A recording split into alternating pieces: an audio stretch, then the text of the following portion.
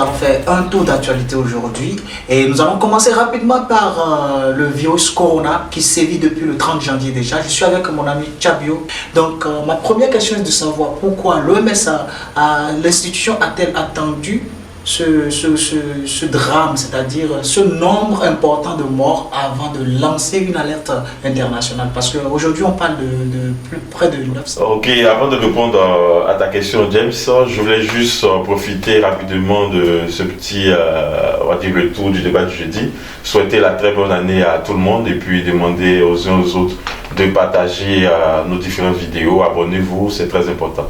Merci à vous. Donc pour revenir au cas du coronavirus, effectivement on est aujourd'hui à près de 900 morts, près de 40 000 personnes on va dire atteintes présentement par la maladie. Moi je me dis que si l'OMS a mis du temps à réagir, c'est dû au fait qu'on ne s'attendait pas à ce que cette épidémie prenne de l'ampleur. Voilà, vu que la Chine aussi, qui était une grande nation, n'a pas déclaré qu'elle était, on va dire, en manque de moyens de pouvoir... Même parlant de ça, la Chine, même le docteur qui avait lancé l'alerte a été réprimé. Exactement, voilà, donc ils ont beaucoup, on va dire, sous-estimé cette maladie-là. Parce que je me dis que peut-être ils ne s'attendaient pas à avoir un tel désastre. Bon, là, le mal est déjà fait. Et tout ce qu'il faut faire, c'est maintenant de réfléchir comment il faut faire pour éradiquer complètement ce mal. Justement, mais est-ce que moi je me suis posé une question personnellement, je dis oui, au fait le mal est déjà là comme tu l'as dit. Est-ce que l'Afrique paraît être le seul continent qui n'est pas officiellement ou officieusement atteint? Oui. Donc est-ce que nous sommes préparés à contrer cette épidémie au cas de probable contamination sur le territoire africain? Faut dire ici, répondre directement, moi je dirais que non, on n'est pas prêt parce que du point de vue sanitaire, nous manquons nous-mêmes d'infrastructures pour on va dire des maladies qui ne sont pas aussi graves que le coronavirus. Donc c'est certainement qu'on va demander l'aide aux pays développés, voilà, de pouvoir nous assister afin que nous puissions aussi faire face à cette menace. Ils sévissent. Eux aussi, je crois qu'ils ont aussi leurs patients, leurs propres ressortissants d'avoir à sauver. Moi, je pense... Oui, mais c'est pourquoi nous aussi, nous avons des chercheurs aussi chez nous. Nous avons aussi des hommes de santé. Donc, moi, je crois que l'heure n'est pas à attendre que le virus, qu'on apprenne que le virus soit présent sur notre territoire pour qu'on se mette à trouver des solutions. C'est dès maintenant. Nos dirigeants doivent commencer à mettre tout en œuvre pour qu'on puisse se trouver, on va dire, un brin au moins de sécurité. Et voilà déjà que... Voilà, on a fait face à l'Ebola aujourd'hui, donc bon, je pense bien qu'on peut vaincre cela. Voilà. Oui, qu'on peut vaincre cela. Il ne faut pas qu'on vise plus, on va dire, la médecine occidentale. Il faut savoir aussi que, en tant qu'Africain, on a aussi quelques petits remèdes. Donc peut-être le corona peut être vaincu par une petite plante qui se trouve quelque part. Tu veux parler des tradis thérapeutes. Exactement, donc il faut pas juste, si vous voulez, fermer notre champ d'action, il faut plutôt ouvrir. Voilà, on est preneur pour toute personne ou bien, ce sont des différentes sciences. Donc que ce soit traditionnel ou occidental, qu'on puisse trouver... Le plus important, c'est de nous sortir de cette calamité parce que qui sévit. Aujourd'hui, quand on regarde les images en Chine, précisément dans la ville de Wuhan, où on a eu les premiers cas, on va dire, d'infectés, on voit que ces personnes sont condamnées parce qu'elles ne peuvent pas sortir. Le virus, il est on va dire, dans cet endroit. Et on ne sait pas réellement est-ce que le vaccin va être trouvé au plus tôt pour que ces personnes puissent vivre. Là, on voit qu'avant que l'OMS ne déclare que c'était une pandémie, on va dire d'autres grave. Donc, on était qu'à près de 300. Et aujourd'hui, on parle de 900. Donc, ça veut dire que cette maladie-là court vite. Merci beaucoup de ton intervention. Amis internautes, on vient de parler du coronavirus. On va parler maintenant politique, mais juste après la pause.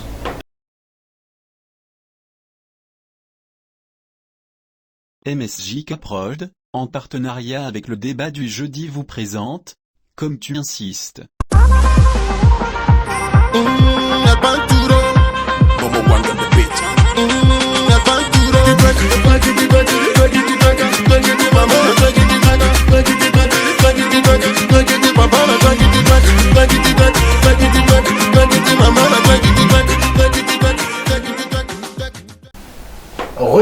dans le studio du débat du jeudi, comme je l'annonçais tantôt, on va parler politique, on va parler d'un pays que vous connaissez, le Togo. Le Togo qui s'apprête pour une élection présidentielle le 22 février prochain, mais avec un président, Faure Gnassingbé, qui veut ou bien qui a envie de briguer un 4e mandat. Exactement. Le Togo, le pays que nous aimons si bien, voilà, à travers l'histoire de Sylvanus Olympio, le premier président du Togo, son histoire a beaucoup marqué le continent africain. Nous nous retrouvons, on va dire, une situation où on a le père qui vient au pouvoir, qui passe le flambeau à son fils, c'est comme ça que je traduis la chose. Et aujourd'hui, on va dire, pour les processus d'échéance électorale, son parti politique décide qu'il est l'homme fort et il est cette personne-là qui amène de pouvoir porter le Togo, on va dire, vers l'émergence, puisque c'est aujourd'hui le mot qui est beaucoup prononcé, magique, prononcé d'Afrique. Et un 4e mandat, pour moi, et je pense bien que c'est ce que pensent beaucoup de jeunes Africains, c'est un peu trop. C'est un peu trop, pourquoi? Parce qu'on a des pays développés tels que les États-Unis où des présidents ont été aimés, choyés, mais ces présidents n'ont pas fait. Ils ont respecté la Constitution. Ils n'ont que fait on va dire les 2 mandats et puis partis. On a même la France où des personnes n'ont fait qu'un seul mandat, ils n'ont pas eu de renouvellement. Donc pourquoi est-ce que chez nous aussi on ne veut pas aller à cette étape-là?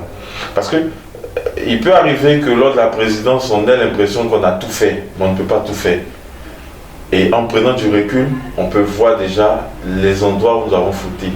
Et peut-être, c'est le peu même qui viendra te dire non, on préfère encore que tu reviennes. Voilà, donc, vu que le président actuel mentionne qu'il a un bilan qui est inattaquable, moi je pense bien qu'il serait intéressant qu'il laisse la place à d'autres personnes. Mais aussi à d'autres personnes, mais cette opposition-là aussi, on voit vraiment que cette opposition-là aussi ne s'entend pas. Il fallait peut-être s'unir pour pouvoir aller aux élections contre ce président-là. Mais on voit qu'il y a une dislocation déjà au sein de l'opposition. Oui, c'est malheureux et c'est ce qu'on constate dans tous nos pays, puisque l'opposition ne veut jamais, on va dire, trouver un leader clé. Voilà, tout le monde veut être à la tête. Voilà, et le cas du Togo, par exemple, si mes souvenirs sont bons, ils ont été dans une convention avec Monseigneur Philippe Bozro. Voilà, donc cette convention-là a choisi un leader pour l'opposition. Et ce leader-là a été Kodjo Apoyome, voilà, qui a été choisi comme leader pour l'opposition. Donc normalement, tout le monde devait s'unir derrière celui-là. Ce dernier, exactement. Et malheureusement, Fab, qui a fait partie même de cette convention, à la dernière minute a décidé de se retirer, de ne plus reconnaître ce qui a été fait lors de la convention. Donc, du coup, l'opposition se voit dispersée, puisque là, pour ces élections, on se retrouve avec 7 candidats. Et tous pensent aller concourir avec le président actuel et aller faire second tour. Mais est-ce que pense-t-il que dans la configuration actuelle, le président peut se permettre d'aller faire un second tour? Non. Non, il va vouloir passer un coup KO. Exactement, puisqu'on sait ce que ça donne l'histoire des seconds tours. Donc, ils n'ont pas envie de revivre certaines situations. L'histoire est têtue. Exactement. Donc, c'est préférable pour eux de gagner dès le premier tour. Dès le premier tour. Exactement. Donc, moi, je dirais que c'est à la population de parler à leurs différents leaders, leur demander quels sont leurs objectifs. Si le but est de créer l'alternance, comme on le dit, de laisser d'imposer cette alternance, de passer à de nouvelles forces vives de la nation, mais à eux de parler à leur leader, c'est tout. Merci beaucoup Tchabio. On va toujours continuer dans notre tour d'actualité de ce jour et on va parler de votre cher pays, la Côte d'Ivoire. Je vais commencer déjà par mon analyse pour Laurent Gbagbo qui normalement a été disculpé par la Cour pénale internationale, a été ramené devant cette cour, je crois, en date du 6 au 7 février dernier, mais aucune décision définitive de cette cour-là. Et il n'y aura pas de décision avant la prochaine élection présidentielle. Ce qui fait que Laurent Gbagbo est hors course. Et un deuxième homme fort du pays, qui est Soro, n'est pas là. Ça fait 2 hommes qui sont mis hors course. Et je crois que la voie, elle est grandement ouverte et libre pour le RHDP du président actuel, M. Alassane Ouattara. Est-ce que cette décision-là n'arrange-t-elle pas le RHDP pour les prochaines élections? Oui, ben moi je dis que tu as fait une très belle analyse. L'analyse est bien dirigée parce qu'effectivement, nous nous retrouvons dans une configuration où on a une opposition fébrile qui n'arrive pas à s'affirmer. Le plus vieux parti du pays, qui est le PDCI, on va dire, est presque invisible. Donc, le chemin est tout tracé, voilà, pour que le RHDP puisse s'imposer aux élections de 2020.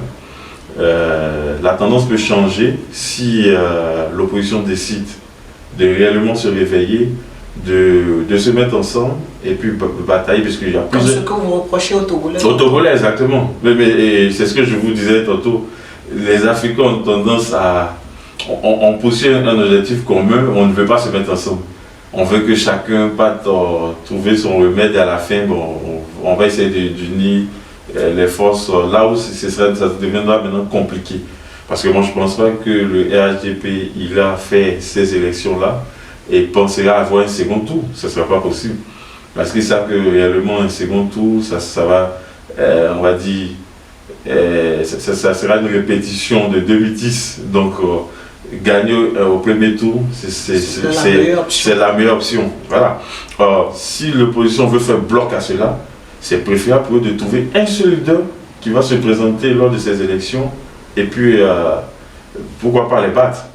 Justement, parlant des événements de 2010, normalement c'est le moment d'appeler à la jeunesse aussi à la vigilance, parce qu'il ne faut pas que la jeunesse tombe dans certains pièges afin de nous faire répéter la même histoire. Puisqu'à la fin, c'est le peuple qui en souffre. Oui, qui en souffre toujours. Et il faut dire, si vous vous souvenez, on avait déjà fait une émission ici et j'avais donné mon opinion sur cette question-là. Moi, je crois que les Ivoiriens devaient eux-mêmes décider de ne plus aller vers la mort. Pourquoi je dis vers la mort? Ils ont certains leaders qui ont, on va dire, été à la base de toutes ces différentes crises qu'ils ont traversées. Je parle de cette vieille génération de politiciens. L'heure est venue pour eux de demander à cette génération-là de se reposer. Voilà, de demander à ces différents de passer le témoin à d'autres personnes. Ça serait, on va dire, comme une liberté. Vous allez voir qu'il y a une certaine harmonie dans le pays. Mais bon, malheureusement, des gens vont déposer leur candidature et il y a des Ivoiriens dignes à qui on peut faire confiance, on peut confier les destinées de la nation. Mais malheureusement, le peuple ivoirien n'ira pas vers ces personnes-là. Ils iront toujours vers leur bourreau. Et comme j'aime le dire si bien vous-même souvent que je vous taquine, ce sont qu'on appelle ça, ce sont les dieux. Voilà, quand ils entendent... Ils idolâtrisent ces personnes. Ces personnes-là. Donc, ils entendent le nom de ces individus, ils se sentent, je ne sais pas, dans un autre monde, dans un autre état. Donc, du coup, c'est impossible de leur arracher cet amour-là. Sinon, à eux de fouiller dans leur propre, on va dire, intérêt. Qu'est-ce qui fait le consensus? Parce qu'en réalité, c'est ça. Le but, c'est de trouver des personnes qui font un consensus. On peut ne pas aimer l'autre, gauche, droite, etc. Mais s'il y a des individus pour lesquels nous tous nous pouvons nous entendre, pourquoi ne pas aller vers ces individus-là et passer, on va dire, écrire une nouvelle histoire de notre nation? Merci beaucoup. Le message il est clair. Mais pour finir cette émission, je voudrais vous poser une question. Est-ce que un probable retour de Alassane Ouattara, ou bien si le président Ouattara décide d'être candidat aux prochaines élections, est-ce qu'il y aura des impacts? S'il y aura des impacts, on va dire oui et en même temps non. Oui, j'explique. Oui, dans le sens où nous nous retrouvons encore dans la configuration de 2010, avec ces deux blocs qu'on a connus, c'est évident qu'on risque d'aller à un clash. Non, il n'y aura pas d'impact si l'opposition reste toujours fébrile et qu'il est la seule personne à aller se présenter. On ne fera comme lui a si bien dit dans sa vidéo, un coup KO. Et c'est bouclé, c'est géré. Il me revient aussi à l'esprit une très bonne question et je pense que vous pouvez me répondre. Est-ce que vous pensez que Soro sera de retour avant ces élections-là? Bon, je ne sais pas réellement, je ne peux pas donner, on va dire, une réponse à son cas. C'est à lui qui peut s'arranger pour retourner. Surtout qu'à la Côte d'Ivoire, c'est son pays, donc il est libre de retourner à tout moment.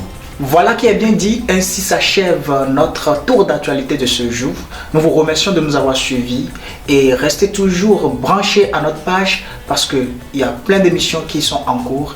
Nous vous remercions chez vous et ciao. A plus.